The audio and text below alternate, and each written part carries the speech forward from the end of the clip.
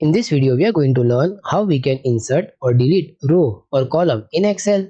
According to our monthly budget worksheet, suppose we want to add one more bill into our monthly budget worksheet. Then first we have to select complete row. Like here, we will select row number 6. Like this. Just for the knowledge purpose, whatever row we have selected, it will add above that selected row. As we have selected row number 6, therefore it will add above row number 6.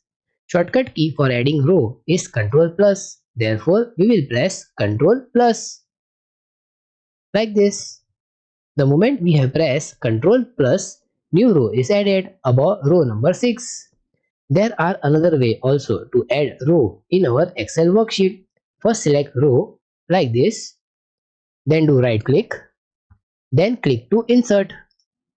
The moment we click to insert, new row is added above that selected row.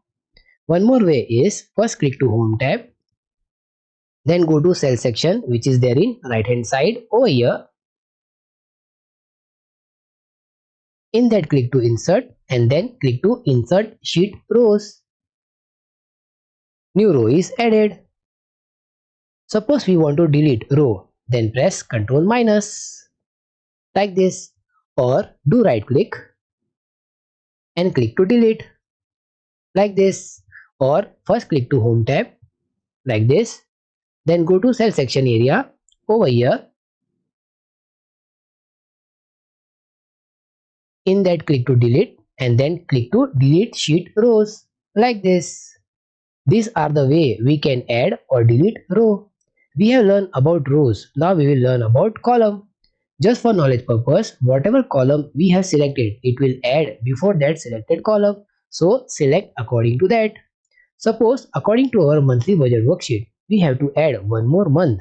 Then we have to select column G like this, because it will add before that column, and press Ctrl plus like this, or do right click, then click to insert like this, or first click to home tab, then go to cell section area over here,